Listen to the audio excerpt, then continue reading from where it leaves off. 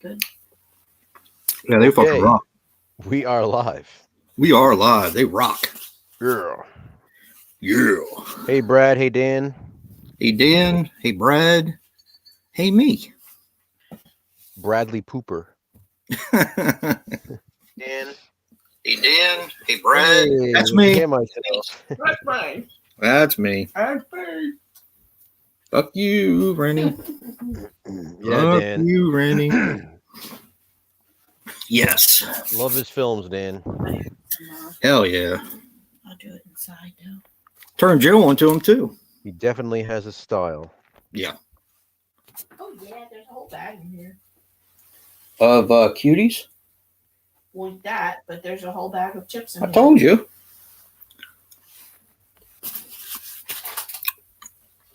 So, Yeah.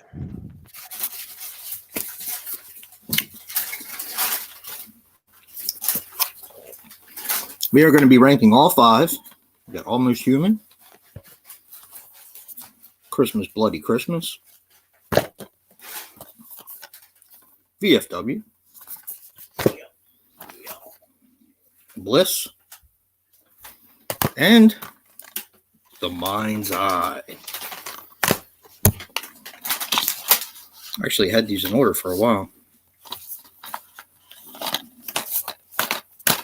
Definitely one of my favorite modern directors. Along with Rob Zombie. And he's from here. He's from here, too. Yeah. He's from Rhode Island. That's why his first two movies were filmed in Rhode Island. And that's why he mentions Rhode Island in pretty much all of them. Like in Christmas Bloody Christmas when he talks about her having a Rhode Island accent. Yeah. But I'm the hillbilly, right, Joe? All right. Yeah. So, speaking of Rob Zombie, his brother actually put out a movie on Shudder. Did you know that? Who, Bob Zombie? No, it's Bob. No. Yeah. His name, I don't know, it's not his real name, of course, but his name is Spider One. Hmm. And the movie is called Allegoria. Huh. Yeah. And apparently he did a lot of it himself. I guess you can't blame them for having stage names since their last name is Cummings. Is it really?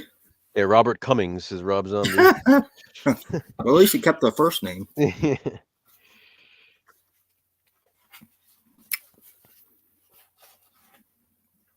That's racist, Brad.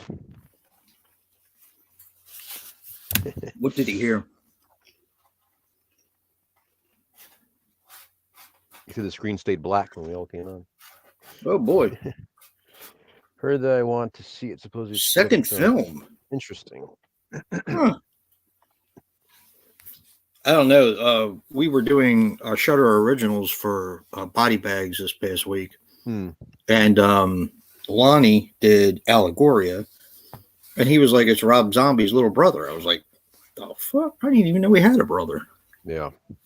I'm not even supposed to be here. I'm supposed to be here today.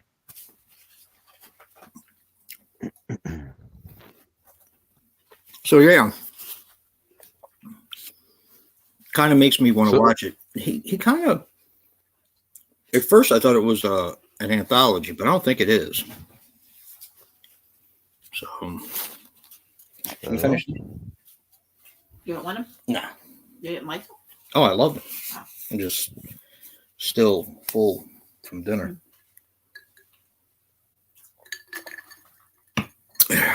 You want to get started around quarter after? Yeah. It's not going to take us long, so. It's such a long filmography Yeah. that we have to go through. Mm-hmm. It's literally a handful of films. Yeah. Man, they're playing the USFL today. They were. I watched like 5 minutes of it before we left. I think it was Pittsburgh and Philadelphia. The two best teams ever. Imagine not living in Pennsylvania and having that game on. What the fuck? Yeah. I thought that was real football. What? USFL? Philadelphia and Pittsburgh. It is real football. It's the USFL league that used to be in the 80s, and it went belly up. Real football, the animated. Yeah. I think I used to watch arena football a lot because, of course, like I told you, I didn't miss anything for football when I was younger.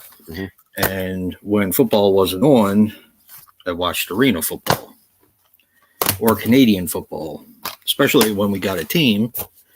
I went to almost every game that year.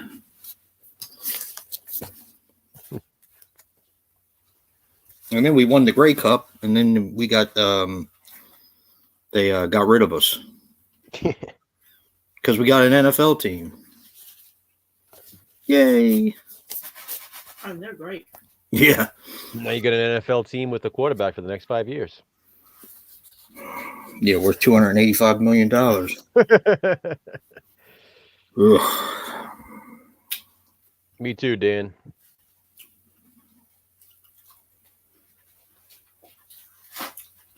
Yeah, you and me both. See, that's the whole thing about his style. I was talking to Joe about it when we were watching it. You know, you have his first film, which is kind of like a Invasion of the Body Snatchers / kind of like a creature feature in a way. Yeah, I definitely see. I like all his films seem to be homages to classic horror films. Right. Like Except for Bliss. Bliss is a little different. Yeah.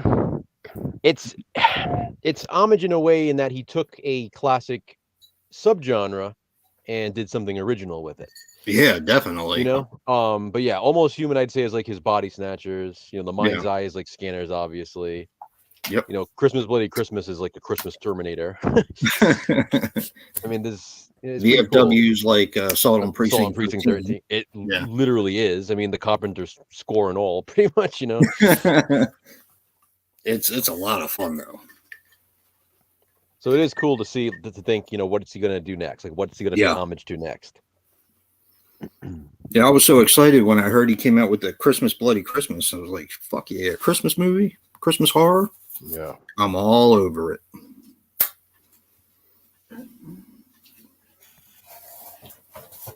I was in PA an hour ago. We weren't watching it. Yeah, I was. I've been watching the airport movies. I have the airport terminal pack, and I watched 3 of them. Now I just need to watch the Concorde Airport 79.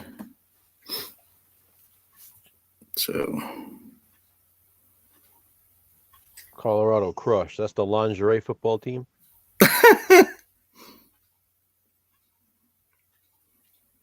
Colorado Crush.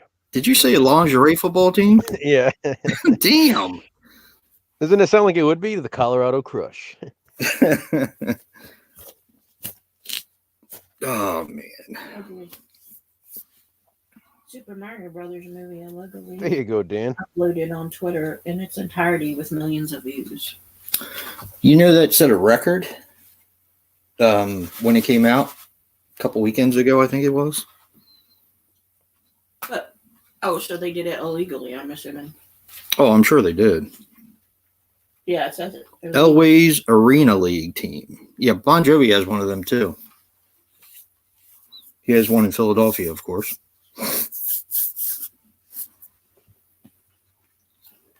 No, wait a minute.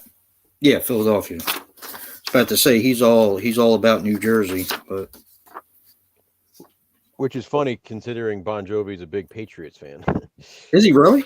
Yeah, he's always at the games and stuff with Kraft, and he's a big Patriots guy. That's funny. It's like, how did that work out? You know what I mean? Like what? Yeah. Well, they don't have. Well, they do have a team. They got the Jersey Giants. I mean, yeah, that's what I'm saying. They have. I mean, even if you went for the Jets, I mean, Giants, Jets, they're all in that vicinity. Yeah. A lot of Jersey natives go for either one of those two teams. That's true. I always thought it should be the Jersey Jets. Sounds better. I watched my granddaughter throw up in my daughter's hair. Fun to be a parent, isn't it? He jumped on the bandwagon. Yeah. Yep. Maybe, yeah. I don't know when he started, but Who? Bon Jovi? yeah, he's been at games as long as I can remember. But I do wonder when that started. Yeah. Well, he was all about. I always saw. Even after I stopped watching arena football, I would always see stuff on like Inside Edition or something about him talking about his arena league. That's funny, Brad.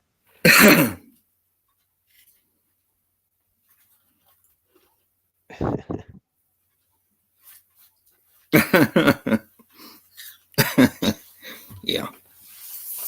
Oh man. So yeah, airport movies are pretty fun. Christopher Lee was actually in the last one I just watched, which was pretty cool. It was Christopher Lee and Darren McGavin and Jack Lemmon.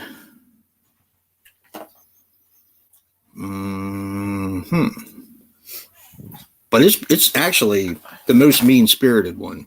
Really? Yeah, there's a blind dude on the because it's like this fancy airplane, and there's a blind dude singing on there. When the plane goes down, like his piano fucking goes on him. Yeah, it's great. I was like, yeah. How many of them are there? There's 4 of them. Interesting. Yeah. I was like, nobody's safe in these movies. 4-movie franchise. Yep. It's the Terminal Pack. The first one was freaking awesome. I will say that. Not only did it have they all have really good casts, but the first one had a really good story. Yeah. And wasn't so much about that was kind of mean-spirited too, but it wasn't so much about the air disaster as it was about a lot of the people. You kind of got to know about the people, that way you kind of cared about what happened to them. Yeah. Hey, Brandon. Hey, Brandon. Yeah, definitely. The second one had Charlton Heston and Karen Black and what the hell was her name? Oh, Eric Estrada was in that one. I guess that kind of the street cred's kind of down on that one, I guess. He played a like a womanizer. It was pretty funny. He was using Spanish phrases but couldn't speak a word of Spanish. So thought that was kind of interesting.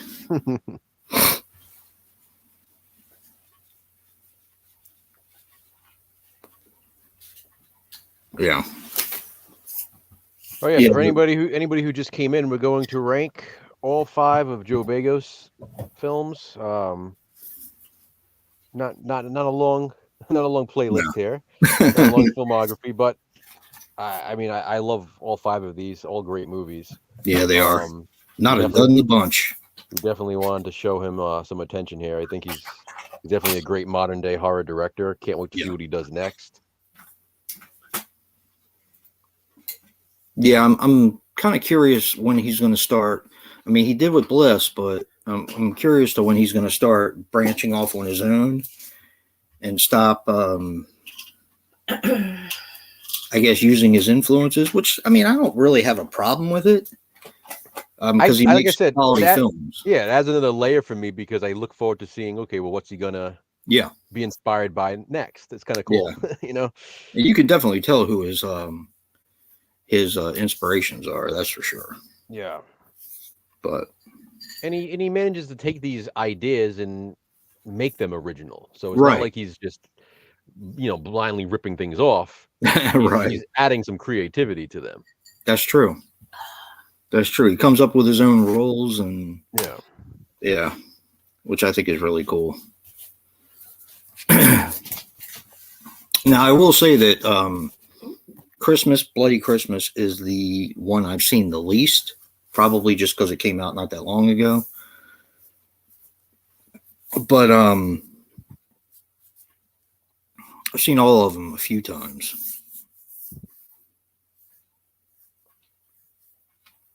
Well, you want to get started? It's about 1:15 now. Let's do it. Well, I'm sure Brad's going to be real surprised about this, but we're going to talk about each film because we actually have the same exact ranking. So what we decided to do was just talk about each movie as they come up, going from our least favorite to our favorite. Of course, in my opinion, there's not a dud in the bunch. No, not at all. My least favorite is probably better than most of the other horror movies I watch on a daily basis. And at the end of the ranking too, you guys might notice, but in case you don't, we'll let you know that there's a certain interesting way that this ranking worked out. Yes. But that's all I'll say right now. Yeah. All right. You want to go first, Joe? Yeah. Well, we have the same one. So our number 5, or our least favorite, even though we still love it, is Almost Human, which was released in 2013. This was his first feature film. Filmed here in my home state, which is pretty cool. I actually know people who worked on this movie. And it's interesting because I had always heard how awesome this movie was. And it was one of those weird things where I had no real reason for not seeing it, for not picking it up and watching it. I had probably more reason to check it out because it was filmed here and because I knew people who worked on the film. But for whatever reason, I just never got around to it. And it wasn't until this past Christmas when I finally got it. I was like, all right, I got to put this on my Christmas list. And, I got Almost Human, and then we finally watched it a little after Christmas this year. And yeah, I had always heard great things. It's one of those movies I never really heard anything bad. Horror fans really seem to enjoy this one. It was always one that kind of came up in recommendations. Oh, have you ever seen Almost Human? You should check that out. Like how many times this was recommended to me was insane, but I definitely get it. Yeah. It's a fun one, that's for sure.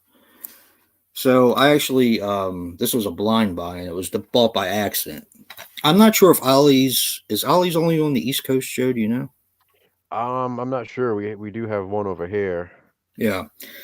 Ollie's used to have a lot of movies. Now they basically have bare minimum, but they used to get in really good deals sometimes. And I'm going to put this down, but I went in there one day and they had a bunch of IFC movies and a bunch of dark sky films. And I just went and bought everything I saw because they were $1.99, $2.99, whatever. And one of the ones I bought, of course, was Almost Human. And I took it home and I watched it, and it just it freaking blew me away. And that's kind of where I was introduced to him. I didn't even know who the director was when I originally started watching, but I was like, damn, this was really good. And I remember I got a Manborg around the same time. Yeah. So I was introduced to, what are they called? Father's Day and the editor. Astron 6, that's the name. Okay. Astron 6. I knew it was going to come to me. But I got this and that and Manborg and a whole bunch of other movies. And by far, the ones that I didn't know about were better than the ones I did know about. So, but yeah, that's how I was introduced to him. And that was the only one he had out at the time. And I just thought it was ballsy. I thought it was fun. That cover is amazing too. Yes. Well, of course, that's why I bought it. I was like, I mean, this is amazing. Even if this would be one of those movies, even if everybody told me that it sucked, I would still get it just for the cover. It's just one of those movies. Like it looks so cool. Yeah. It reminds me of like classic VHS artwork back in the day when you really didn't care how good the movie was because you saw that cover in the video store and you're like, I have to see this. Yeah. Like that is classic artwork right there. I love that. But actually the dude on the cover is the dude that you knew about, right? The big dude that I knew about? Yeah, that you kind of knew. You knew that he was working on the film or something like that? I know someone who worked behind the scenes. Oh, okay. Yeah. My friend who had given me that big VHS collection a couple years back when I did that video, he worked on the film. Oh, wow. That's awesome. No, Brandon. Brandon, we haven't seen Super Mario Brothers. No, not yet. That's probably one I'll see eventually, like when it comes out on physical media. I knew it broke records and stuff. But anyway, I like the fact that Joe Begos uses the same actors pretty much. I mean, he does bring in other people, but he always has. He does have his regulars, yeah. The same core actors. Yep. and again, I've always been kind of a fan of that. I know some people criticize other directors for doing it, but I kind of like it. I do. It gives me another reason to be entertained. Like I look for certain actors and actresses, whether it be in Adam Sandler movies, in Rob Zombie movies, and as we were watching these Joe Begos movies, or Tim Burton movies, or you know, or Scorsese, Rob Zombie movies. Yeah, I mean they all use the same people. The same people, and some people get criticized for doing it, others don't. I think it's pretty cool. Like I said, it's like a scavenger hunt for me. It's like, oh, there he is. Oh, there she is. You know, like. Who are they going to play next, kind of thing? Dora Madison and Dora Madison, Graham Skipper, and I'll watch Dora Madison in anything. I don't care. Pretty much, me too. Yeah. And for those of you who don't know, Dora Madison, she was in Friday Night Lights TV series. She was later. You told me she was later in a season of Dexter, and now she's in Joe Begos films. Yeah, Graham Skipper. He's in all those. Yeah. He was in Clown, Space Clown. Yeah, I love that. Space Clown. Space Clown's awesome. He was also in Beyond the Gates, which is I haven't seen it yet, but it has Barbara Crampton in it. Yeah, Scream Factory release. Yeah. I have it. I just haven't watched it yet. I still haven't watched it yet either. Yeah. I got it because it looks like my type of movie with the VHS game and everything. Yep. And never watched it. Yeah, I'll have to pull it out. We'll have to watch it. Yeah. But I really wanted that simply because he was in it. So yeah, Almost Human is basically his body snatchers, you know, to an extent. Thing. Yep. Yeah, exactly. Combination of those two. You got that great scene of the thing coming out of the girl's crotch. That's pretty badass. It's ballsy too. I mean, it is. You know, it's pretty heavy. It's a good scene. Heavy. It's like you're watching the movie thinking, like, we're gonna get any nudity? Well, what's not that kind of nudity? It's like, yeah, yeah. Graham Skipper is good in his movies. It's like you get the money shot, and then whip. Not too fast. Out of it. Yep. You know. All right. Exactly, number 4. Brendan. Yeah, number 4. Go ahead. You can announce this one. Number 4 is The Mind's Eye. Yep. Now, I didn't know. See, that's the thing. Sometimes his movies get past me. This one came out in 2015, by the way. Yeah. So but once I hear about it, I usually get them and, and watch them as soon as I can. But this one actually got past me for a while. And I read on there the best Scanners sequel we never got. Yeah. And I was like, I'm 100% in on this one because I love Scanners. I always have. Yeah, always love Scanners. But this is a really good homage, once again, where he kind of takes not the exact source material, but he does his own thing. He comes up with his own rules. It's his own universe. This one felt like he combined Scanners and Firestarter. Yes, like the more interesting things about Firestarter. Yes. It really did. Like at times I felt like I was watching like a Firestarter sequel or a Scanner sequel. And by that, I legitimately mean it does actually feel like an official Scanner sequel. Yep. Like it really does. It feels like if it was like a spin-off of Scanners. Yeah, definitely. And I mean that in a good way, in a positive way, not in like a rip-offy kind of way. Like it was really it was done well. And one of the things I like about his films, generally speaking, of course, because he comes from Rhode Island. Joe said that, but his movies have very cold, snowy type of settings. And these first two were filmed in Rhode Island, so particularly it's legitimately it's legitimate a Rhode Island winter. And you get the New England snowy winter in these movies. So, but I know Joe's has the same thing. But they even with this RLJ, they even put let's see. reversible artwork on there, which I thought was really cool. Yeah. Now I prefer this because I think this is just badass. That's what I used to. I love Again, like Joe said, I would have bought this just for the cover. Yep.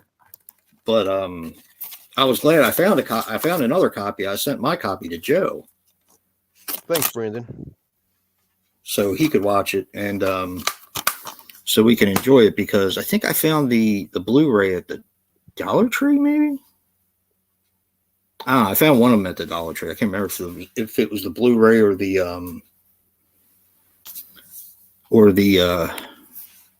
DVD, the Blu-ray, DVD, whatever.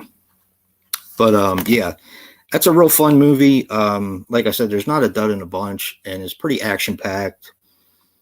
This actually has the lowest score, The Mind's Eye.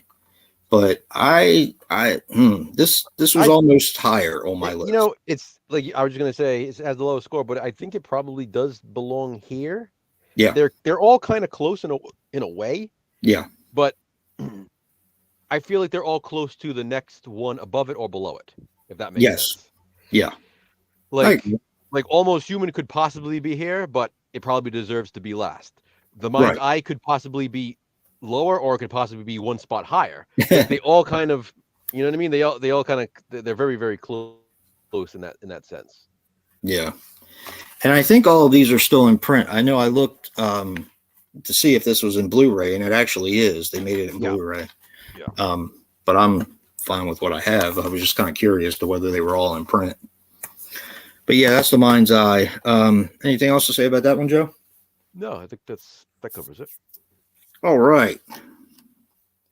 An impressively gonzo psychedelic nightmare. All right. Next, what do we got, Joe? And number 3, we have Bliss. Yes. Now, for you, pervos out there, this is the one you want to track down for the nudity. Yes. Especially if you do like Dora Madison, because she spends much of this movie in the naked. buff. Yeah, pretty much. So, yeah, that right there, that's a huge positive. Yeah. This is I'm not even sure I want to say what subgenre it is. Right. It's definitely a classic subgenre of horror with a huge amount of originality. Yes, definitely. I would say this is the most artsy of his films, but not in like the dull, like, oh God, like rolling your eyes kind of way. Like, it's done really, really well with the colors and the lighting. And that's the thing with Joe Begos films. For those of you who have seen it, he has a way with these neon colors and lights. Yep. Actually, Bliss is the movie that had the warning that it could cause seizures. That's right, it did. Literally at the opening screen. So yeah, that would that tells you what to expect with this one. This one's super bloody. Yeah. Lots and lots of nudity, which is good. I like the setting in this one, the whole studio apartment. I do too. Pretty cool. Yeah, I really did like this one. This one kind of stuck with me a little bit after watching it. Like, it's one of those movies that I think kind of sticks with you. Yeah. Like, we watched Suspiria the other day. That's another one that's been sticking with me. Really? Yeah, it's just interesting. It's one of those movies, Yeah. Bliss. This was the one I thought I was not going to like. When I got it and I put it in to watch it, there was no one I could really identify with, because, I mean, if I have a complaint about anything that Joe Begos does, is there's a lot of drug use in his films, which doesn't, I mean, it is what it is. But this character, Desi, is pretty much a drug addict and strung out. She's an artist, and I'll kind of leave it there because I don't want to get into. I wouldn't even tell you what kind of genre it was before we watched it, but I didn't identify with the characters right away. But like you, Joe, when I finished watching it for the first time, it really did stick with me. Yeah, it's really a very interesting case study, maybe. I don't know. It's a great example of substance and style. Yes. Yeah. Because your brain is sort of like overwhelmed by the flashing lights and the colors and what you're seeing happen on screen. Yeah. But it's also a good story. Yeah, definitely. So again, it's like and I think that's what impresses me about him as a director. I feel like all of his movies have that. He has like this great style, but he also has the substance to back it up. Yeah, definitely. And a lot of his movies, The Mind's Eye, which kind of comes on towards the end, but you have Bliss, you have VFW, and Christmas Bloody Christmas, all have these beautiful colors throughout the film. Yeah. And, it's not distracting. I mean, you think it could be, but it's really not. So, I don't know. I like Bliss a lot. Like I said, it's the one I can identify with the least, but it just has something that just sticks with you. I don't know. When you finish watching the film, you're just like, damn. I think too, it has with the character of Desi, it may be the film that has a character that you get to know the best. Yeah, I think so. It's so centrally, it's so much about her. Yeah. Whereas the other movies have lots of other characters to follow, though even if they have limited cast, there are multiple characters. Whereas in this one, you're really following Desi. Yeah. So I think you almost form like this weird connection to her, even if you can't relate to what she's going through with the drugs or whatever. You connect to her because you feel like you know her well. Yeah. Yeah, definitely. You're like brought into her world, like you feel like you know her. Yeah. Whether you like it or not, whether you like the world or not. I think that's what makes it so like intimate. The fact that she's naked so much of the time as well. Yeah. It's like you're there with her in these private moments, and it's interesting. I think that's why it sticks with you. It's almost like his most personal film. Yeah. I can go with that. It's his most original, in my opinion. So yeah, I agree, because this one doesn't really pay homage to a certain movie, more an homage to a certain genre. Yeah, well, kind of. Yeah, it takes a certain subgenre and does its own thing with it. Yeah, it turns it on its ear, kind of. Mm-hmm. But all right. Coming in at number 2, Joe. You're up. I announced the last one. VFW. This and number 1 probably could have switched places, maybe. Well, put it this way: when we watched this, we said there's no way anything is beating this. Yeah. And we had already watched our number 1, but while we were watching this, we said, "Yup, nothing's beating this. Yeah, this is going to be number 1." We were convinced, and then we revisited that other movie, and we were like, yeah. So, but that's what I was saying about these movies being so close to the ones above it. Especially VFW could have easily been number 1. Yeah. So we'll tell them about how the ranking came about later on. Yeah. VFW blew me away. It's the one I've watched the most in my collection of his films. And it's the one I can throw on anytime, anywhere, and just kick back and enjoy it. Pop some pop. It's a fun popcorn movie, and it's also it also is a Joe Begos movie because it has the neon colors and all that. Yes. This movie, to me, first of all, this is the Assault on Precinct 13 homage. Yeah. Without a doubt. It has a Carpenter theme in it. Everything about this movie is Carpenter. Plus the end. Exactly. This movie is so satisfying. Yes. Like, don't get me wrong, there's stuff in it that you don't want to happen that does. Yeah. But it is so satisfying the way it plays out.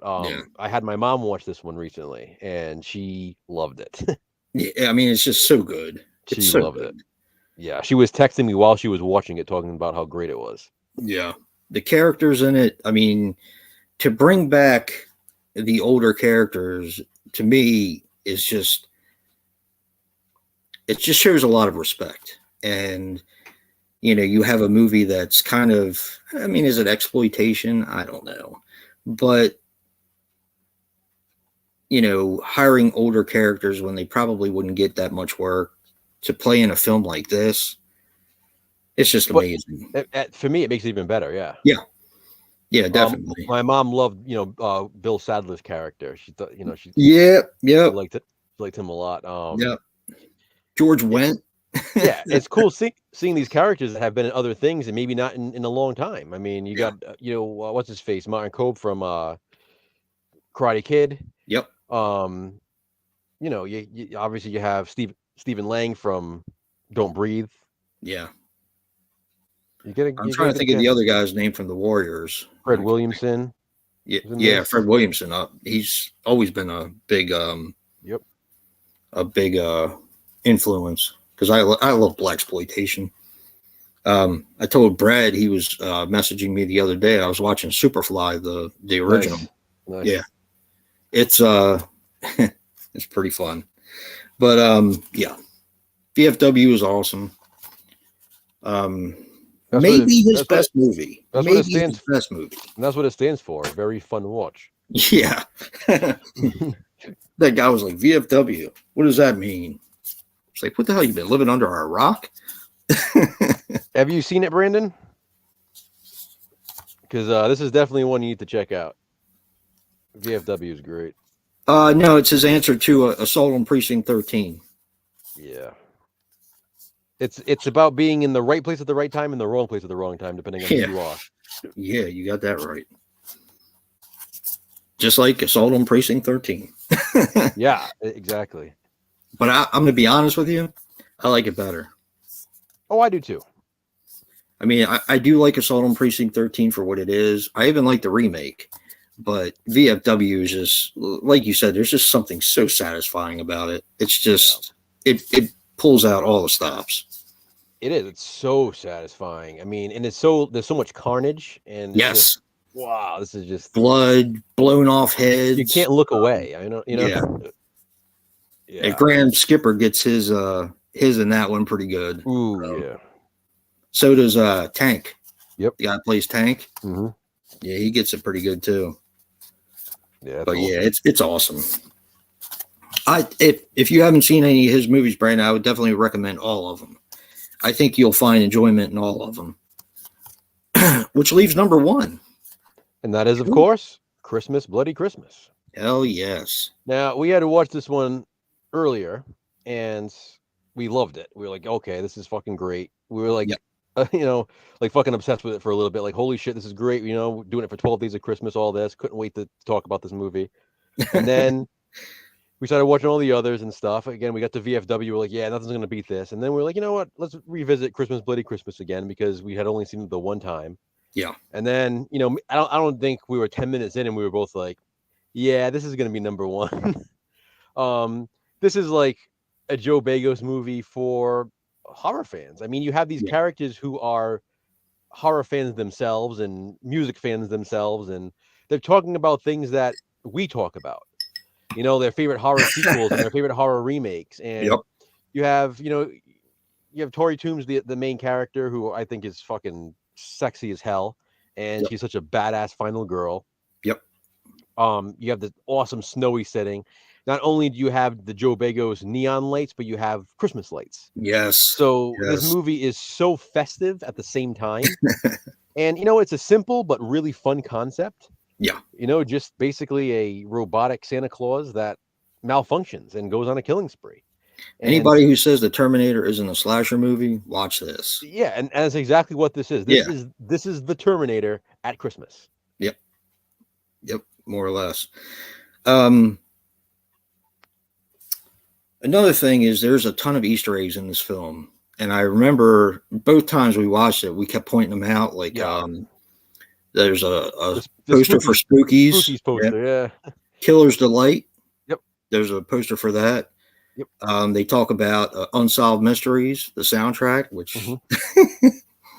I mean, I guess, I don't know. It seems like you're with two old friends for the first 20 minutes, and then you get an hour of carnage.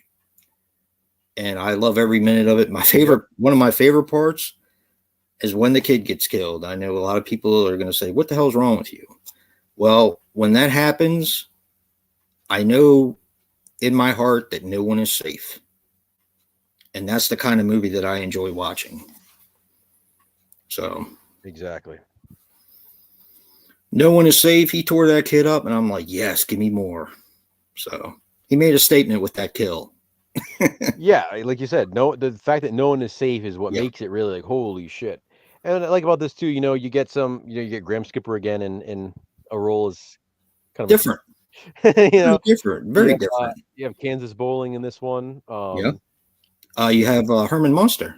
You do, yeah, from Rob Jeff Zombie. Daniels, is that his name? Jeff Daniel Phillips. Yeah, Jeff Daniel Phillips. Yep, he's in and he's really good in this. He doesn't have a huge part, but just enough. You have Dora Madison in it. She doesn't have a huge part in it. Yeah, she got her ass eaten. It's pretty fun. I'm not exaggerating, guys. Brandon just said tongue in cheek. That's literally what you get. Yeah, more or less. You get tongue in both cheeks. Dora Madison. Yep. But it's just so much fun. And there are things that happen in this that you're kind of disappointed that happened, but it just puts you further into the film. It just, I don't know. I can't say enough good things about this movie. I think it was great just how it is, Brandon. I kind of like how it's serious enough. I mean, you get enough humor, but not over the top. It's meant to be a serious movie. It's like a concept that could have been done very silly, but instead it's done well. I mean, the Santa is actually pretty intimidating. Yeah. Especially in that in like the third act of the film where it's like, holy shit. Like it really does become like the Terminator where, without spoiling too much, if you've seen the Terminator, like by the end, like what's happening and it's like, holy shit, what do I do to stop this thing? Yeah.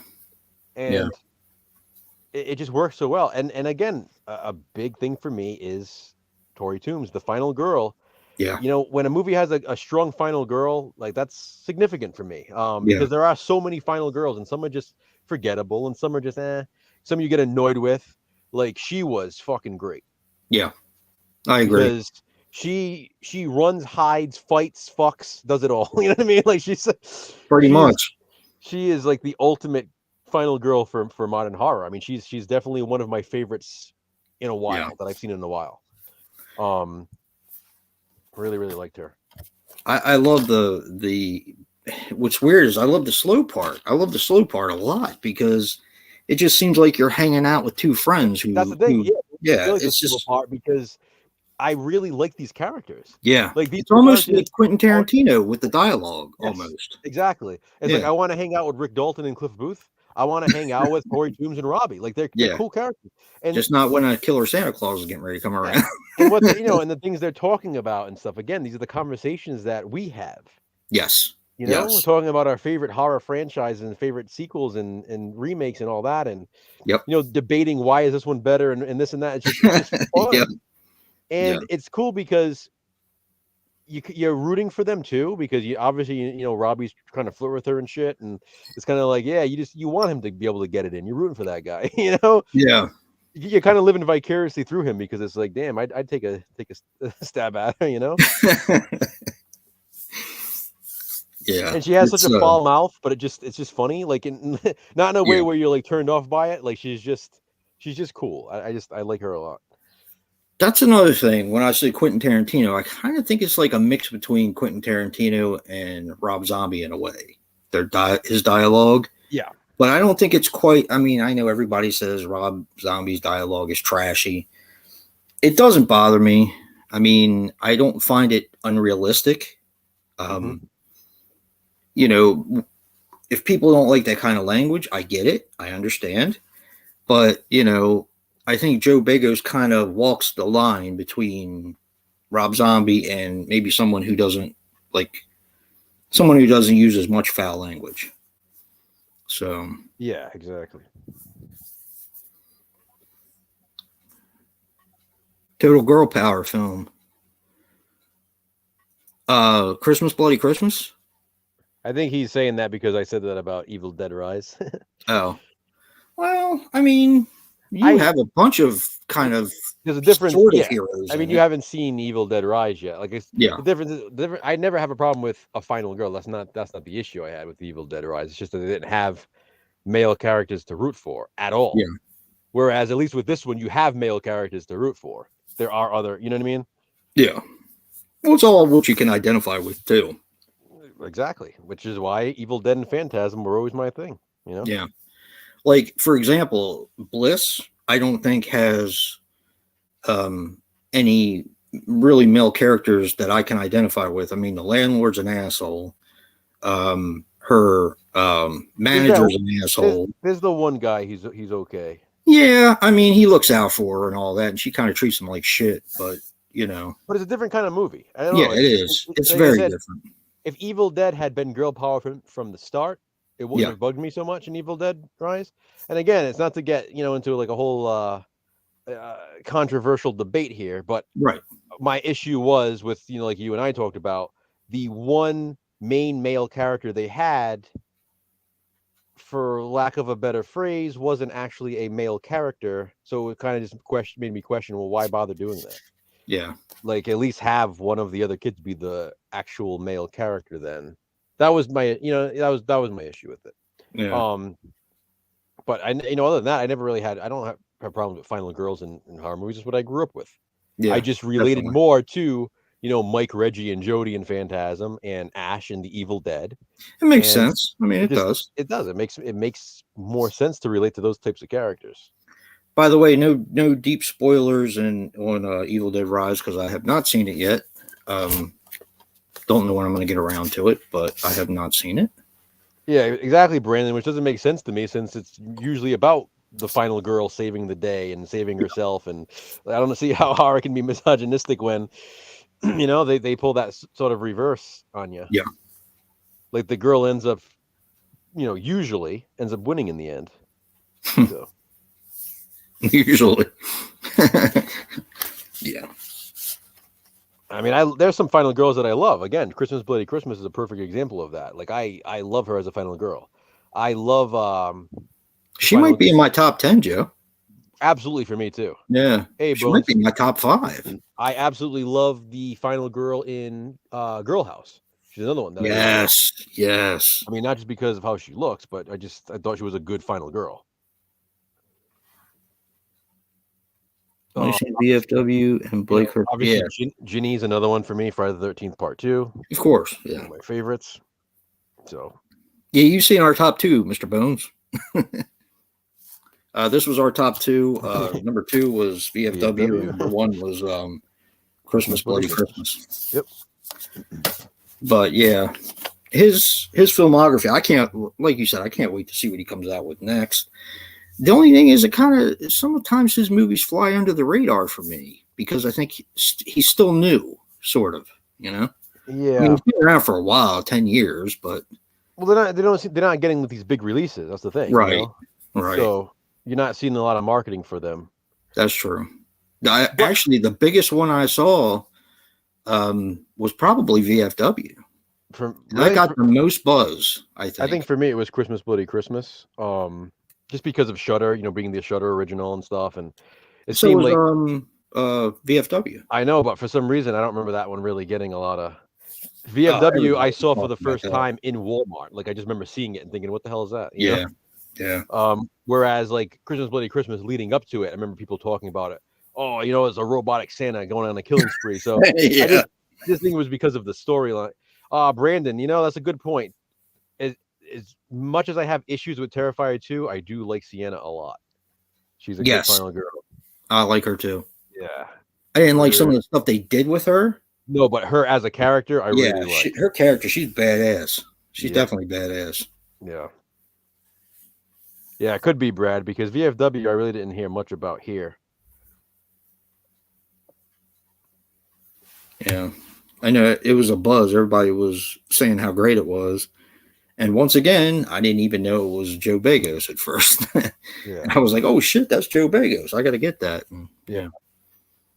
So, and man, was I not disappointed. I was, freaking blew me away. I can't wait. I can't believe you waited so long to watch that one. I know. I know. I kept saying, Joe, you got to watch VFW. You haven't seen it yet. You got to watch it.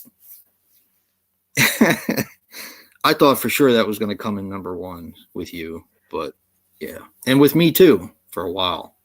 But anyway, it was really close. I mean, it really was.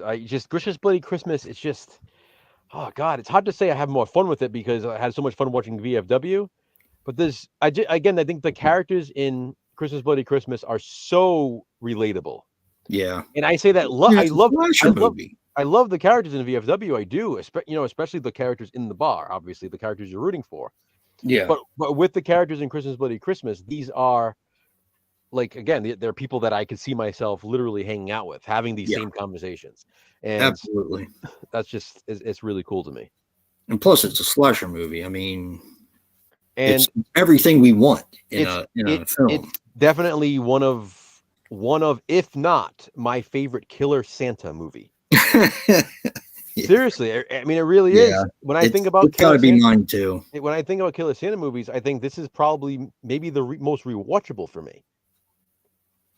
Because I mean, we just watched it again the other day, and I already can't wait to watch it again. This is just one I feel like this is just like, it's almost like comfort food already for me. This one.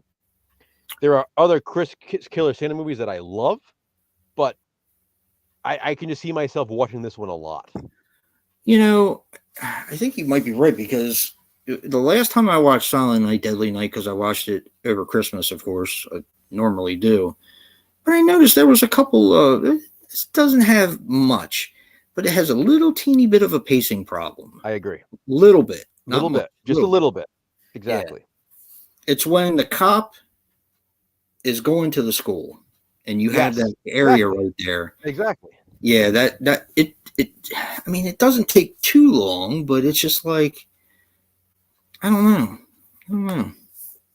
And of course, I loved all through the house, with the garden shears and all that. Too. Yeah, that movie's awesome. But I also like Good Tidings. You got to watch that one, Joe. Yeah. Because you get not one, not two, but 3 killer Santas, and everybody shits on that movie. So whatever. I mean, Silent Night, Bloody Night will always be my favorite Christmas slasher film. Yeah, nothing's ever going to beat that for me. I fucking love that movie. Yeah, but that's not a Santa movie, though. That's what I'm saying. That's I'll give you my favorite Christmas slasher. But as far as Killer Santas go, this one is up there. Deadly Games is up there. Those Deadly are my favorites. Yep. Deadly Games. Oh yeah. Okay. I was like, wait a minute. I was thinking of the one that Arrow just released, and then I was thinking of the one in Australia. And yeah, Dangerous Game. Yeah. Hey, greater stuff. We actually were just talking about Evil Dead Rise a bit. Jason hasn't seen it yet, so we're not trying to give any spoilers here. Yeah, I don't know if there's a whole lot you can spoil about it anymore. I mean, honestly, there really has a whole lot to it, does it? Truthfully, what you think it is, it is. Yeah. There's really not a whole lot of twist to it. So yeah, to answer your question though, I am a huge fan of the Evil Dead, the original trilogy especially. People seem to know that who've watched my channel for a long time. I have like a massive Evil Dead collection. Absolutely love, the Evil Dead is probably one of my all-time favorite horror movies. As for Evil Dead Rise, lots I liked about it. Few things I didn't that are kind of big things for me, so it kind of weighs it down in my ranking, unfortunately. Where would you rank it as far as like, would you rank it ahead of? I'd have to watch 2013 again. Okay. I think I like the idea more of Evil Dead Rise just because it's something different. Yeah. As opposed to 2013 being a remake, even though it's not a remake because it's technically part 4 because it was supposed to connect. Yeah. The next movie was supposed to have Mia and Ash meet. So what happened? It wasn't intended on being a remake. It's like a requel, But with that being said, point is, it is still obviously a lot like the original Evil Dead, and it almost remakes it. Whereas Evil Dead Rise does something different, which I appreciated. I just wish they didn't make a few decisions that they made. It's not. It's just for me. It's hard for me to connect to any of the characters. It seems like they were targeting an audience that they probably shouldn't have been targeting. They could have targeted a wider audience had they made a few changes to the cast. I was always wondering whether Ash was going to come back and in Evil Dead Rise. If he does, don't tell me. But I'm sure I would have heard about it if he did. So,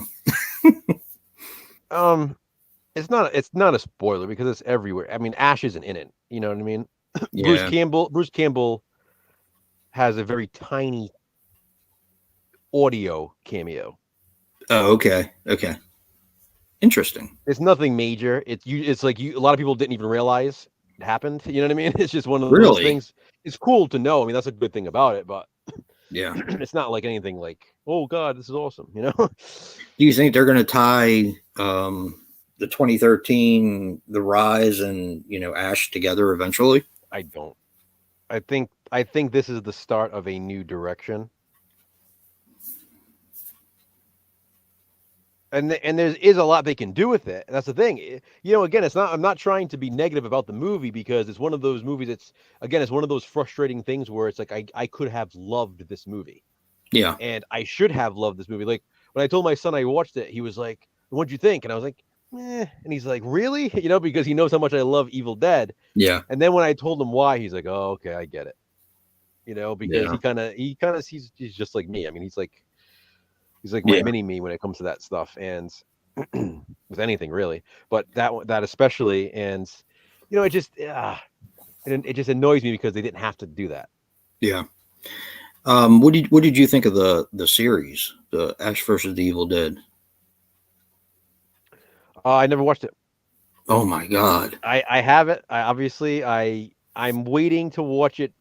I don't know when, but it's one of those shows where I'm excited to watch. So it's not even like I'm putting. It's almost like I'm putting it off willingly at this point. Like I just there's gonna be like a day where I'm just so there's gonna be a day when I'm sitting there thinking, all right, I feel like watching it now is the time, and I know I'm just gonna like breeze through it.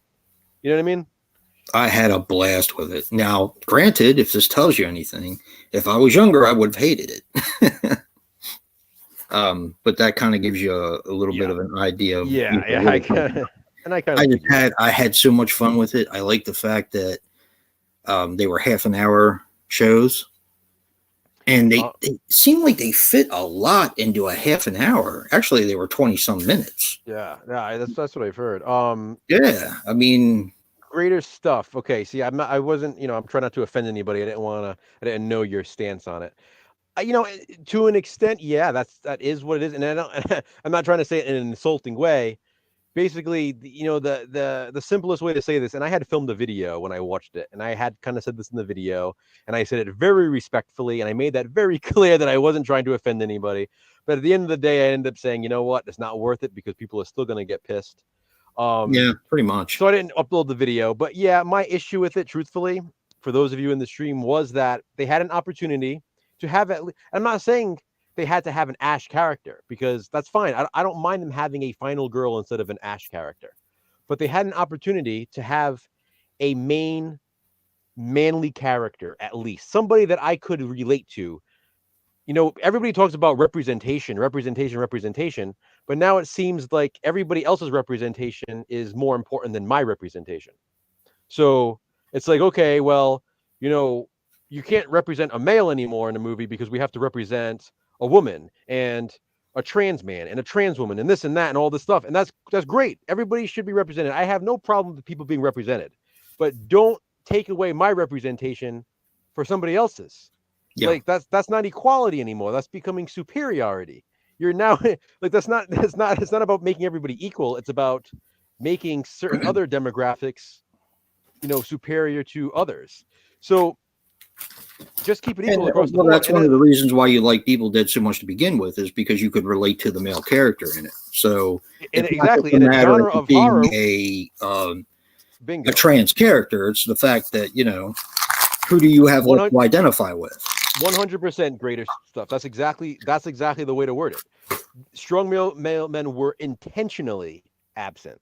That's the problem that I have. If this was a movie like, okay, for example, Suspiria, it's an all-girl school. It makes sense for there to be a majority female cast and to have very few males. I'm perfectly fine with that because it's not meant to be like that. But in a franchise that was started with an iconic male, maybe the most iconic male, hero in a horror franchise, to turn it into a sequel that literally has nothing but girl power, and then they almost, in a way, insultingly cast somebody in the male role, and I have no problem with that person being casted, but why not have at least one of the other characters be a strong male? Why do they have to all be female and then have the one male character be that type of male? Not to be insulting or offensive, I'm fine with it. It's cool, but again, don't take away my representation for your representation. It's like they're just catering, they're pandering now to this crowd, and it really pisses me off. You know that not to get political or anything, but you know that Netflix is getting sued, right? Brad, there were absolutely not two strong male characters. There were not. They were made to look like assholes. They were not important to the kid. Stop defending it. It's like, you of all people, like, believe me, I want to defend this movie because I fucking love The Evil Dead, and I know you liked it. So I'm thinking that's why you're having a bit of a bias. But those characters were not strong male characters. They were made to look like jerks, and were treated, the exact way they were intended to be.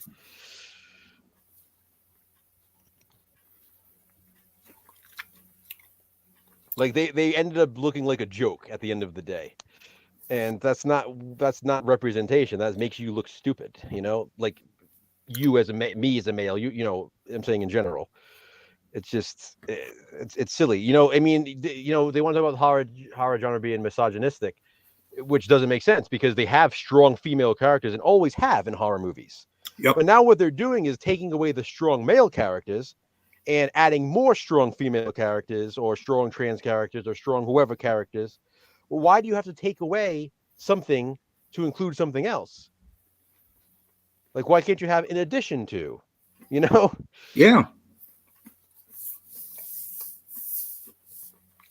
I don't know. It's like, I don't usually care about this stuff, but I feel like it's really going in that opposite direction. It's like ever since Black Christmas 2019, where they did that on purpose. Like, let's make all of these characters, make all these male characters weak and assholes and all this, and make them all look bad. And it's like, okay, you can't have any good male characters in this fucking movie. Like, not one good male character. Had one, and then he got beaten down when he spoke up. And then destroyed him, exactly. So in the end, he really wasn't a strong male character. He was made to look like a joke. And that's exactly what these characters kind of were, in these male characters in Evil Dead Rise were. The few that they had were sort of, at first you're thinking, okay, I can get behind this. And then all of a sudden it's like, okay, yep, joke's on me. So it's that sort of thing.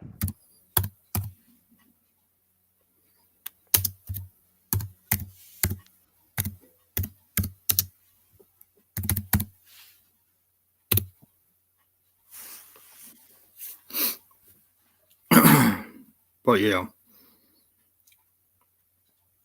So,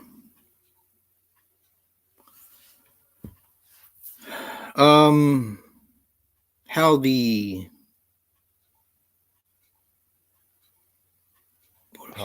ranking came about, right? Oh yeah, the Joe Begos ranking, yeah. So yeah. We if you guys didn't notice, we literally ranked them in order of release, and it wasn't planned.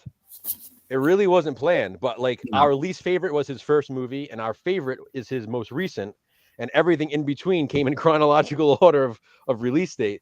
And again, it wasn't even planned. We just kind of were ranking them, and I was like, holy shit, you know what? I'm satisfied with this because we just ranked them in order, and it just shows that he's just getting better and better. Yeah, definitely. And I actually had The Mind's Eye over Bliss, and after I watched The Mind's Eye, we had already watched Bliss, and we watched The Mind's Eye, and then I sat down and I thought about it for a while, and I was like, okay, I love The Mind's Eye, but I love it because it's a Scanner sequel. What am I more likely to rewatch? And it was Bliss. Yeah. So I ended up ranking it, and I said, all right, Joe, here's my ranking. His comment was, I thought you were saying what my ranking is. Yeah, I thought you were guessing my ranking. Yeah. Because it was literally, I mean, again, there's only 5 movies, so it's not hugely absurd. But you had the exact same ranking before I had even said anything. So I really just thought you were guessing mine. Yeah. But yeah, it was pretty cool how that worked out. Brandon, you're absolutely right. The only thing I would change in that is I don't think it's the largest crowd. I think it's the loudest crowd. Because I don't think the largest crowd are the people that they're pandering to. It's just these the annoying, loudest crowd that wants to complain and whine about everything. So they seem like they're a much larger crowd than they are, and I really don't think that it is that large of a crowd, to be honest. Yeah. But I completely agree with you.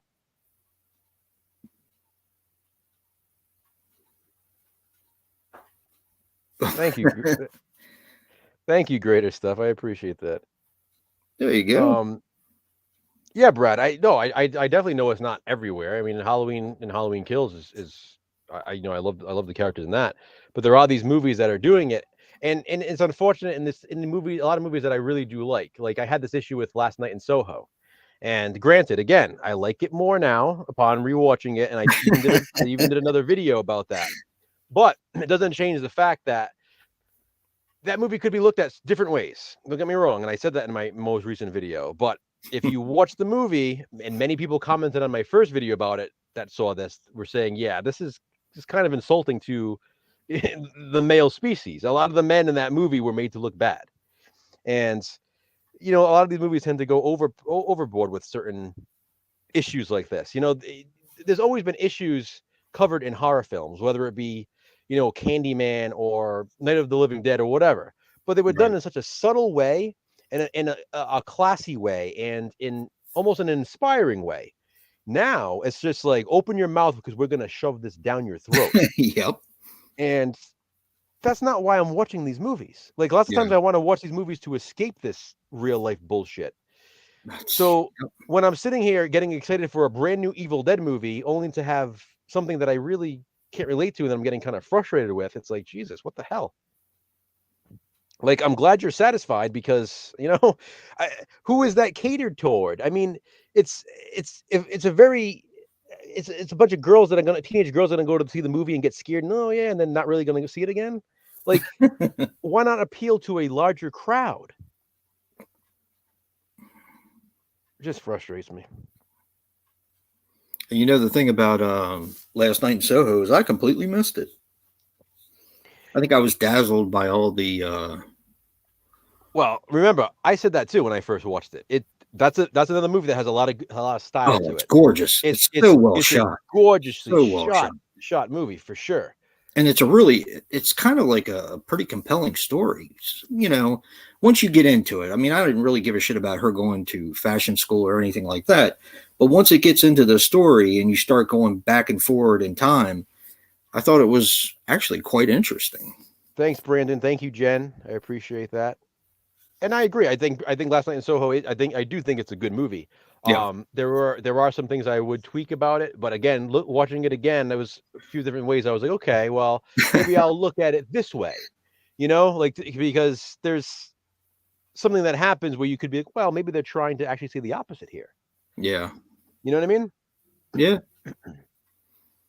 So my point is, movies shouldn't have to do this. Like, again, a lot of it seems like pandering, and it doesn't have to be that way. Well, with Night of the Living Dead, George A. Romero didn't shove anything down your throat, and yet it was groundbreaking for the time. Yep. It doesn't need to be like that. You don't need to. It's the whole credit thing that you and I talked about. It's like the original. All right, again, there's another one. I really like the Candyman. Well, Candyman 4. It's not Candyman remake because it's a sequel. I did too. I really do like it. But there were a couple moments where I think they got a little too heavy-handed. A little, yeah. I agree. Just a few comments that were made. There were a few. With that being said, after seeing Black Christmas, we saw Candyman, and we're like, yeah, I can kind of handle that. You know exactly. What I mean? That's the thing. Yeah. But take away Black Christmas, and I don't know how that's true. It might be a little different. Black Christmas just diminishes everything else because Black Christmas was so over the top. Yeah. I mean, you can't even compare to that. Nope. Whereas Candyman, my point with Candyman is, the original Candyman had the same narrative, but it was done in such a subtle way, in like a beautiful way. It was so well written, by Clive Barker, that you got what they was trying to say without feeling like it was forced. Yes. In the new one, there were moments where I was like, it's getting a little bit of cringy here. And then I was like, okay, I really like this. I really like this. I really like this.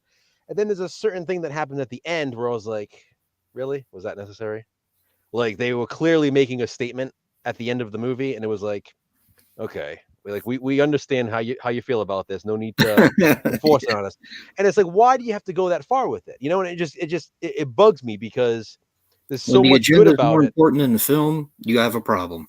Exactly. When I'm distracted by your agenda, by your message, then you're taking me out of the film. Yep. And that's not a good thing.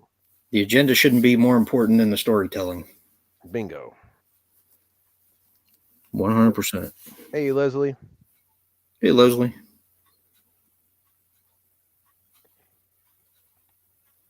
Yeah.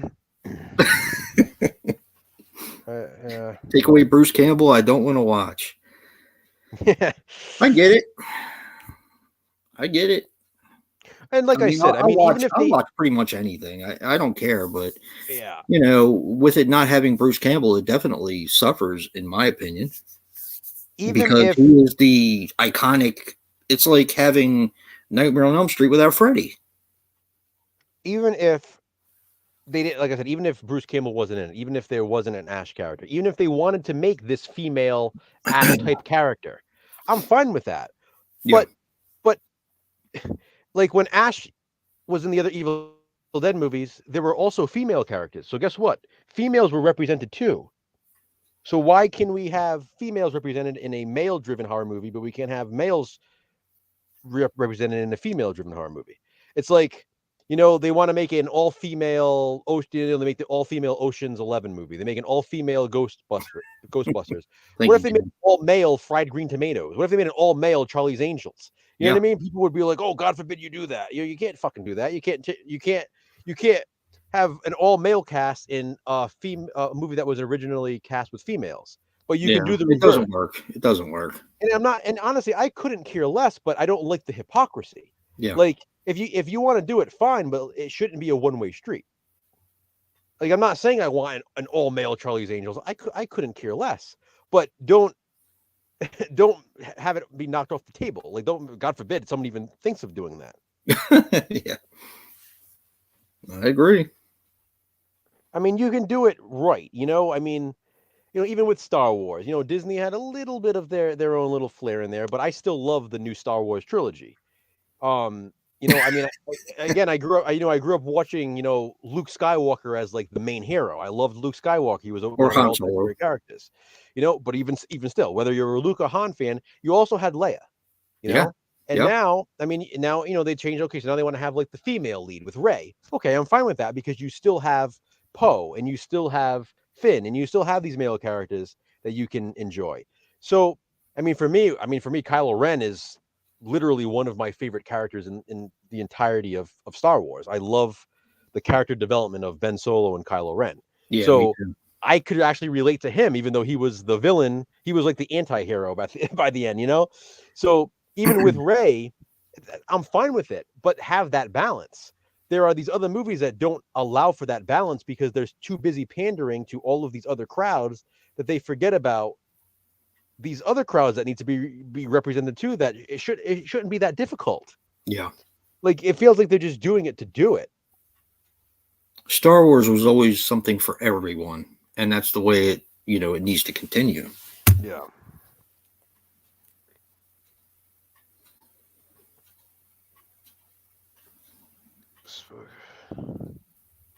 Yeah, I know it's tough. Disney's worrisome because you never know what they're gonna do. Yeah, I mean, when you have them firing actresses for speaking out about their own personal beliefs, I mean, that's it's fucked up.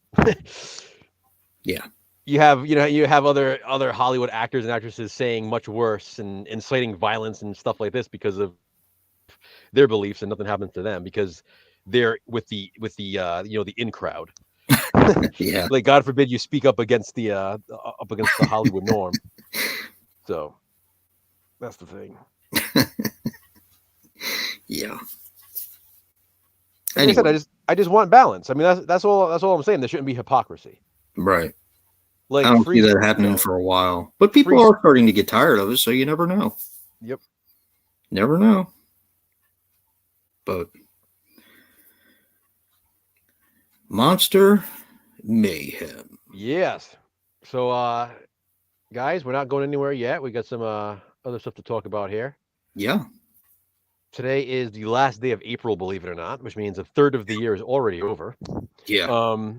Tomorrow is May 1st, which means Universal Monster Mayhem begins. Indeed.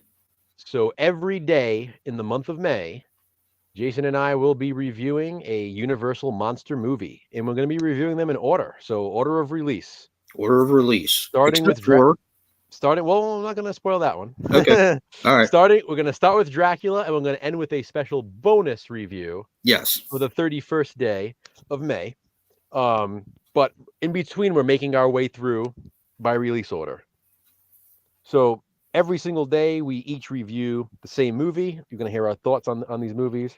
We'll have no other videos. I know I won't in the month of May. I'm not sure if you were planning on having anything. Yeah. So everything through May is just going to be Universal Monsters. This is something, we both had wanted to do for a long time. It seems like forever ago we first mentioned it. It's crazy how it's like done and starting tomorrow. We had discussed possibly doing this for 31 days of horror in October. Yeah. And then, I remember talking to you. I remember I was on my walk. I remember I was walking around. I was going for my walk. I was outside. Yeah. I remember saying, you know what? That. How about Monster Mayhem?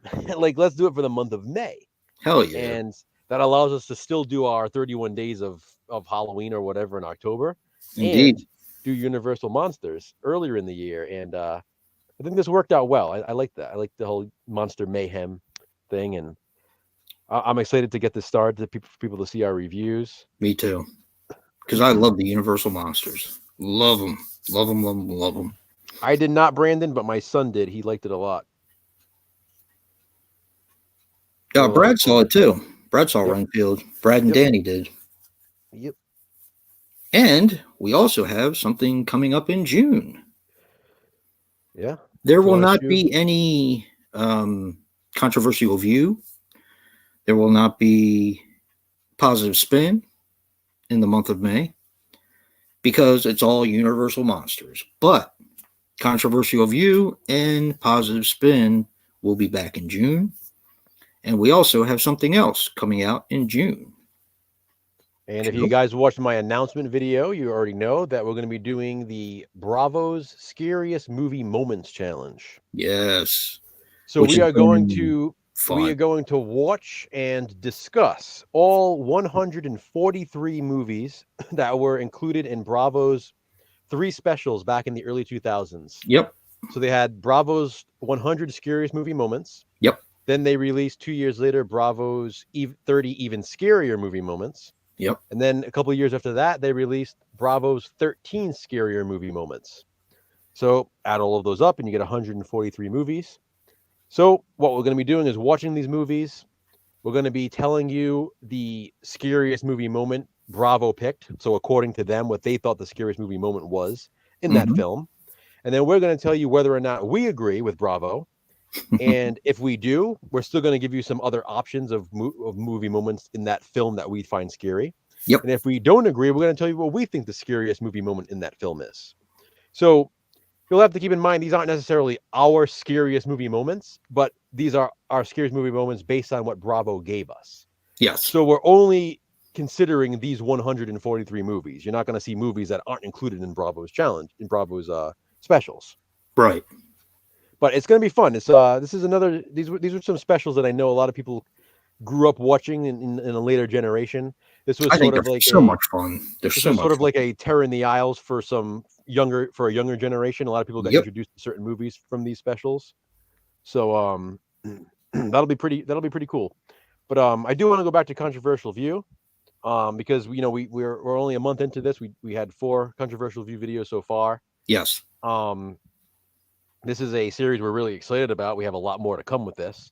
Yes. But anybody in the chat, we want to know what you guys think about controversial view. What do you think about the series so far? We're a month in. We're going to take a month off here for Universal Monster Mayhem, but then we'll be right back with it in June. And also, if you guys have any suggestions for some controversial movies you'd like to hear us cover, please feel free to let us know in the chat. Chances are we probably already have them planned, but you never know. You might think of some that we didn't even think of. Yeah, so that's true. We would love to know what you guys think. And nothing is off limits. Nothing is off limits. Whether it be extreme, whether it be comedy, whether it be drama, action, as long as it's controversial, we'll probably get into it. Yep. So, yeah, we're going to go there. We're definitely going to go there. And after we get done the Monster Mayhem, the 31 days of Universal Monsters, we are actually going to rank the 31 movies that we reviewed. That's going to be fun. Did I lose you, Joe? Nope, I'm still here. Okay, yeah. I'm letting you. I don't want to interrupt you. Yeah, we're going to rank all 31. And that's going to be a lot of fun. It definitely is. Yeah. And Universal Monster Mayhem continues a little bit into June, because we have some other videos that are sort of themed on or inspired by the Universal Monster movies. So you'll see, you won't necessarily see it at the end of May. You'll see a little bit more into June because we had so much fun with these Universal Monsters that we continued the fun into June. Yeah, definitely. But yeah, there's quite a bit too, which I'm pretty happy about. Pretty happy about. Yeah. So yeah, we had a lot of fun. We had a lot of fun with Controversial View while we're doing it. A lot of fun with Positive Spin. We still have a lot more to come with Positive Spin. Like I was telling Joe, I'm staring at a whole stack here of movies that are universally hated. Oh, you know what? That's a good one, Jen. What? Was it Don't Torture a Duck? Yes. Never Torture. Yeah. Yeah. That's a good one. There you go. See, just like that. I would have done Baxter if you didn't throw it in the fucking garbage. I saw that video too. I thought the same thing. I was like, oh no. Yeah, but it doesn't sound like my type of film, especially if the animal gets abused. I just don't like that. Joe knows how I feel about that. I just don't like it. All right, I just added Don't Torture a Duckling to our list. Cool. Because I have that on a 2-pack. Yes. Oh, you have the ones from Anchor Bay, don't you? Yeah. Yeah. Yeah, that's Brad, yep, that is definitely on our list already. Kids, we got that one coming. Yes. Yep. For sure. That's the one there. We almost watched it already too. We had that like in the rotation and then we didn't get to it yet. Oh, cool. Cool Universal monster figures. That's awesome. Greater Stuff. Cannibal Holocaust was our first one. We already actually had that. We already have that uploaded. So if you want to go back and check that out. That was our introduction video for Controversial View. Yep. And it says it's the most controversial movie ever made, and it's up there. I don't know if it's the most controversial, but the most controversial one we'll be getting to hopefully by the end of the year. No, that's good, Greater Stuff. I'm glad to have you here. That's why I'm just letting you know if you want to go back and check it out. It's a great suggestion because that's literally what we started with. Yeah. We were thinking, what is the perfect movie to start with for Controversial View? And it really didn't take us long. You know what? Cannibal Holocaust is the one to go with. Yeah. So, I mean, that is the perfect recommendation. So thank you for that. But yeah, I'm pretty sure we both, I know I do. We both have playlists for our Controversial View films that we've done. And we've been having a blast with them. I love. Yep, Martyrs. So Martyrs isn't up yet, but we do have it. We have it coming up. Yes, we do. You'll be seeing that one in the next couple of months. Yes. But Martyrs is done. It's uploaded. It's scheduled. It's coming. That was a first time watch for somebody. Brandon, are you talking about for Monster Mayhem? We are doing all of the movies included in the Universal Classic Monster movie box. Yes. Yeah. So yeah, like the classic monsters and all of their sequels. I knew I should have pulled it. And also the Abbott and Costello films as well. All the sequels, the crossovers. They're in the box set. Yep. Yeah, the crossovers, everything that's in that box set. Yep. Thank you, Jen. I appreciate that. Thank you, Jen. Really? Wow. Yeah, 2010. Yeah. I love that movie. It's so damn good. So damn. See now, what he did to me. I saw it the other day when I was pulling a film, and I was like, I really want to watch that again. It's a rewatchable one for me. Yeah, Man. it is. It is. I find myself watching it when it's on TV and stuff, and it's one that I kind of circle back to. Yeah. We often get in discussions with body bags about that film. Most of us like it. Lonnie, however, does not. Okay. And it's actually quoted things saying that the actors didn't want to do the film, that they just did it for a paycheck, that they actually did not want to be involved. So I think a conversation should be had about that. I think it would be pretty cool. Yeah. Thank you, Brandon. Good. We do too. I'm sure you've seen our positive spin video on it. Yeah. I have to say it's probably up there in one of my favorites that we've done for positive spin, and that's probably sounds like crazy to some people, but we liked it a lot. I remember us watching it and we were like, "What the hell? This is like we were just really into really it." Bright spots in that series. Come to think of it, one of my best moments was Super Mario Brothers, because I had never seen it. Yeah. And to me, that movie was just so much fun. I don't understand. I mean, I understand if you're a gamer and you expect it to be exactly like the game, because I'm sure that the new Super Mario Brothers is probably more like the game than the original.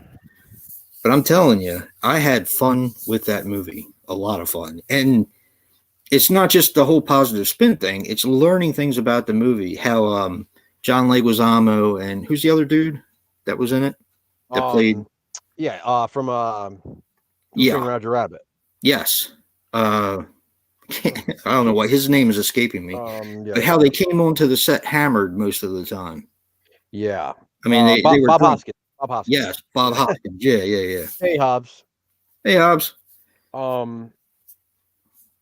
But yeah, they came on the set hammered. One of them got hurt. I think our appreciation for it too is it feels so 90s now. Yes. That it's almost like a time capsule watching it now. Like when we were watching it, like, wow, this movie really captures that 90s, the 90s look, the 90s feel, almost like a 90s MTV music video. Like, there's this weird look to it. It gives you like that, like those warm and fuzzies, it brings you back to that time period. It was that time period when all the sets were huge and glorious, like Batman Returns and Dick Tracy and all those movies that I mean, like I said in the video, they just don't make them like that anymore. And I know a lot of people said that's good that they don't make them like that anymore, but I disagree. I think the sets were so elaborate and so gorgeous that Dick Tracy, by the way, is one we'll be doing for Controversial View at some point. Yes, as a matter of fact. Yeah, greater stuff, exactly. Like I got to get that tape to you too. Yeah, so then we can do that one, because that is number one, an awesome fucking movie. Oh, that's a good one. Yeah. Tank Girl. It has that feel to it too. Yes. That's actually a good one to do for positive spin. We could. Yeah, I have Tank Girl. But yeah, positive spin. We've definitely covered some really good ones. I mean, for me, still, I think my favorite so far is The Lords of Salem. Yes. I just think it's one of the greatest horror films of the last 20 years or whatever. I do. I mean, I truthfully do. I honestly do. I think it's one of the greatest modern day horror films. Another one too that is a standout for me that I think about often. It's funny, but freaking Power Rangers movie. That movie was a friggin' blast. It was fun. I was not expecting it to be as good as it was. Yeah.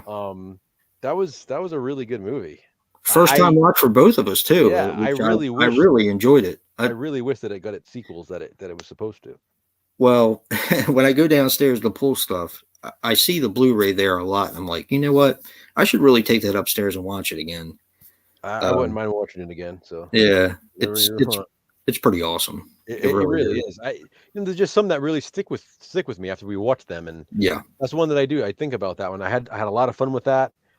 I just thought it was well done. It's one of those movies, I guess, where people and don't get me wrong, I was a fan of Power Rangers, the original series, but I feel like there's some people that just get so stuck in like, oh, this isn't exactly how it's supposed to be. But don't let that ruin the experience for you, because it's a really well done movie, you know? Well, that's why I think you and I were the perfect two to do it, because you were actually into the Power Rangers when you were younger. You weren't. I had the nostalgia from my daughter being involved in it, but I really had no love for them at all. But at the end of the day, it just goes to show you and I had the same feelings about it. So it just shows you right there that shouldn't really decide whether or not someone likes that movie. Yeah. You know, it's a movie for everyone. It's a movie for people who were Power Rangers fans, and it's a movie for people who never watched Power Rangers in their life. Yeah. Because it creates the story again. You know what I mean? It's I got everything that I needed out of the film. Exactly. I didn't need any kind. I mean, you told me a lot based on, when you were growing up with them. And I did see the first film with my daughter, but I didn't really need any kind of explanation on the Power Rangers or anything like that. I mean, you gave me what the Easter eggs were, but yeah, but exactly. But even if I didn't have that info for you, you could still watch the movie and enjoy it without the information. Exactly. And that's what's great about that, because there are some movies that you can't. They almost like expect the audience to know going into it. You know what another standout for me was? The Rage Carrie 2. Now, I've always loved that movie. I've always loved it. I love that one. Yep. But I feel like the positive spin, not only us, but Bryn as well, because he did a segment on that as well. Mm-hmm. And I feel like, the word of mouth is starting to get around about that film, and, more people are starting to watch it. Because that's one of those ones where you kind of scratch your head like, what the hell? Like, that's legitimately one where, okay, this movie was made 20-something years after the original Carrie. Yep. For a sequel made that long after, it's done. Pretty damn good. It ties into the original really well. Yep. And it's a great 90s take on the story while doing something original. I agree. Like, I think it falls into the same pitfall that the original Carrie shouldn't be touched because it's a classic. You can't say that anymore because it's been remade twice. Exactly. So now, now it can be touched. So go and watch the sequel. It's awesome. Tell him we said hi, Brad. Yeah, tell him I said hi too. I think the Rage Carrie too. Don't get me wrong. I love the original Carrie. I mean, Me I love too. De Palma. We liked it a lot when we watched it for During the Isles. We got really into it and stuff, and I'm looking forward to watching it for Bravo. But with that being said, there's a lot of stuff in the Rage that I prefer. It's not to say that I prefer it to the original Carrie, but there are things about the Rage that I actually prefer to the original. Yes. So it's that good, and I think it deserves more love than it receives. I feel like people kind of just neglect it. Yeah. I mean, it's taken things. It doesn't seem like it, but it's definitely a high school film, just like the original Carrie. But I think it takes it a little bit more seriously. I mean, that when somebody jumps off the roof in the beginning, it's like, whoa, we're dealing with a different kind of film here. Yeah. Yeah. It's just, yeah. And man, you want to talk about satisfying, just like VFW. God, that's satisfying at the end. Yes, it is. Oh my God. So satisfying. Brad, I would say give it another shot, because I mean, I always liked it, but I like it so much more now than I did back when I first watched it. Yeah. It's I think it's another movie that I think it might be better now. I think it's because it captures sort of like that late 90s feel. And you still had I'm trying to think of her name in the first film, Piper Laurie. No, not Piper Laurie. Miss Sue Snell. Who plays Sue Snell? Who played Sue Snell. She's actually in Rage the Carrie too. And I think it's good that it actually ties it into that film. Like I was telling Joe, one of the movies I'm watching now is I'm watching The Airport for film thing. And George Kennedy is the common denominator in all four of those films, which I think is kind of cool. He plays the same character in all four films, and they're all different stories, but he's like the common denominator. So I like movies like that, because you have you have a new story, but you have something to grasp onto. And that's what I think Sue Snell does for Rage to Carrie too. And I have to say, at the time it came out back then, you had what's his face from Home London. Improvement. Jason. Yeah, you had Zachary Ty Bryan. Yeah, you have Zachary Ty Bryan, and yes, that's right. Jason London. Jason London as well. Yeah. So even though now we kind of look back, and it's like, but back then, I remember thinking, oh, Zachary Ty Bryan's in this movie. That's cool. Home Improvement. Yeah. So I think I kind of had its star power back then. I think it would be the equivalent of having its star power when Carrie came out. Yeah. I mean, you know what I mean? Who was a huge star in Carrie when that came out? You had John Travolta being introduced. You had these characters. It was early. Allen. I mean, was she really a huge star? Not really. It was an early one for her too. So that's what I'm saying. She wasn't really a huge star. Exactly. So I think it's sort of the equivalent. Like now we look back at it, and now bigger stars have come out of the original. Yeah. Than the Rage, but at the time I think they were sort of equivalent. I just think people weren't willing to give it a chance. I think people thought it shouldn't be touched. I think, and I also think people thought it was a sequel that really didn't connect. Right. So that's one thing I had always heard was, it's a sequel, but it doesn't even connect to the first one. It does. But it does, directly. And not even just with Sue Snell. There's that whole twist part of it. Yeah. It's like, wow, this like directly connects to the original. So I think people are missing that element. Yeah. Plug it up. They're all gonna laugh at you, Carrie. I think the only one that was actually popular at that time was Sissy Spacek. Yeah. Because I remember she played in Coal Miner's Daughter. I can't remember if that was before or after, or just around the same time. But, she got, critical acclaim for that movie. So. Yeah, I say give it another shot. Greater stuff. Again, I always liked it, but I definitely like it way more than I did. It holds up really well. It does hold up well. Yeah. I do like how they paid plenty of homage to the original, but it did its own thing. Yeah. Because again, it's not a remake. It is a sequel. Yeah. So they had to find a way to make it work, and I think they did. And I love the girl. Yeah. The girl who plays Rachel.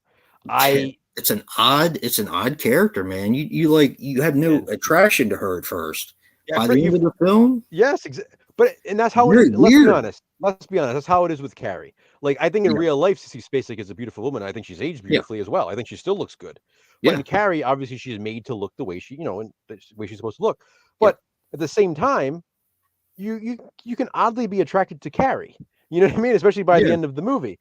And they accomplish the same thing in The Rage. Yep. You see the poster, or you see the girl on the cover or whatever. You just see clips of her, and you're like, I don't see it. Watch the movie from start to finish, and by the end, me and you were like, is it odd that I have this weird crush on this girl now? Like, there's something about her. Yeah, there's something about her. She plays that part really well. And I think that takes tremendous talent in writing. Absolutely. Not only that, but acting as well. Yep. I mean, you have to really be able to carry a movie by yourself in order for something like that to happen. So, I mean, my hat's off to them. I think they did a really good job with it. Yeah. Let's see. Anything else? No, we just wanted to talk about Monster Mayhem, promoting Controversial View more. Controversial View, again, it's that positive spin-off.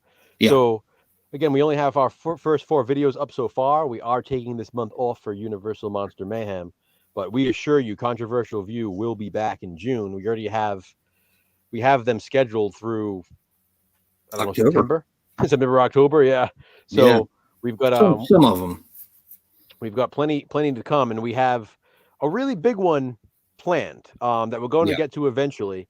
And it might not be the most controversial movie you've ever heard of, but it's iconic in a way, and it's a movie that we know for sure that nobody else is talking about. And that's the whole point of Controversial View, is to kind of cover these movies that other people really aren't covering, because either they're a taboo subject, or because they're rare, or people are just put off by them for whatever reason. And I can assure you, this movie that we have planned is not one that you're going to find anybody else really talking about. Yeah, definitely. We watched it already, and we're going to be watching it again, because we watched it and we were sort of just like, wow. I think we both said wow when we finished watching it. Yeah. So it's something we need to revisit. Yeah. We couldn't wait. Yeah, it was too good to keep on the back burner. So Where do we rate the Psycho remake? Psycho is a franchise where I like every film in the franchise. So I would rank it probably last, but that's not to say that it doesn't have merit. No. What? You would rank it above Bates Motel, the TV movie? Yeah, but that's not really. Yeah, I mean, it is. Okay, I rank. Okay, all right, I rank it above franchise. Bates Motel because that is boring, very, very boring. That's what I'm saying. So you got to give the remake a little bit of credit there. Yeah. Yeah, that's true. Speaking of franchises, stay tuned for another announcement coming eventually. Yes. And all of those questions will be answered. Yes. Well, yes, yes, it will. They will. Yeah, it will. They will. And that's going to be open to everyone. Greater stuff. Last Tango in Paris. Yes, that's on our list. Yes, indeed. We'll be getting to that eventually. It's another good one. Believe me, we have a list. we discussed this at length. But yeah, I seriously keep the suggestions coming because you never know. Yeah, definitely. And plus, if you say some that we already have planned, at least we know we're picking the right movies. That's true. That's very true. Some are small controversies, some are big controversies, some are controversies with actors, some are controversies behind the scenes. One is going to be a controversy between me and Joe. So, there's all kinds of different types of controversy. And I just watched that yesterday. No, you didn't. I'm only kidding. I'm about to say, come on, man. I actually had it in my hand though the other day when we watched something. Can't remember what we watched, but I had it in my Suspiria? hand. I was gonna suggest it, and then I was like, not yet. I'd have to run up there and get it. Although I thought you brought it down because I know you said it the other day you were going to. Baxter. Somebody threw it in the trash. Yeah, I watch it for controversial view. I may hate it as much as you do because of the dog, but because I watched what you said, and I'm like, yeah, I probably would have had a problem with that too. But controversy is controversy, and we watch them, so you don't have to, as Joe says. We should have done it before you watched it, Jen. Right?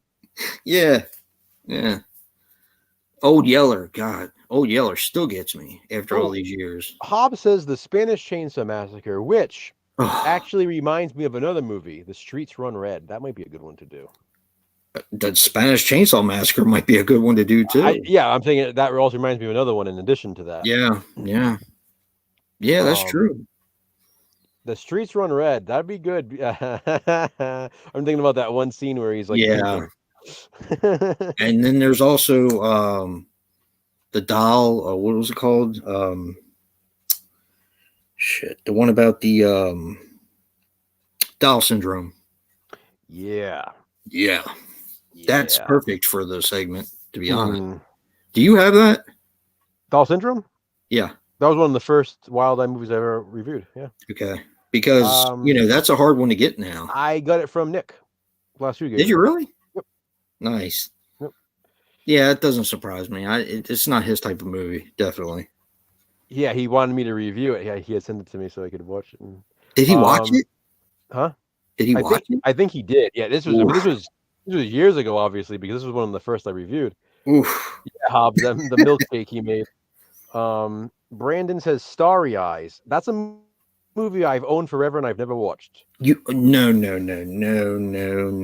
You've never seen Starry Eyes. I've never watched it. I bought it when it first came out. I love that freaking movie. I love that movie. That movie is awesome. Is that like a controversial view type movie?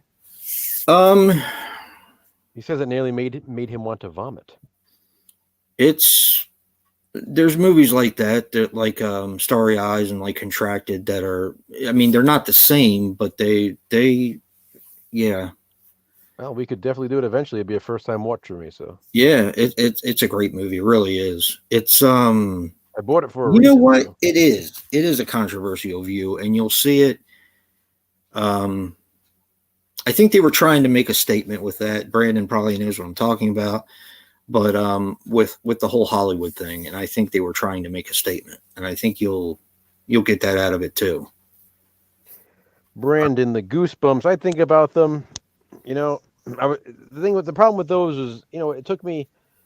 Not that it takes me long to read the books. I can get through them in like a half hour or so. But you know, I got to read the book, film the video, and then I really wasn't getting a lot of interest in them.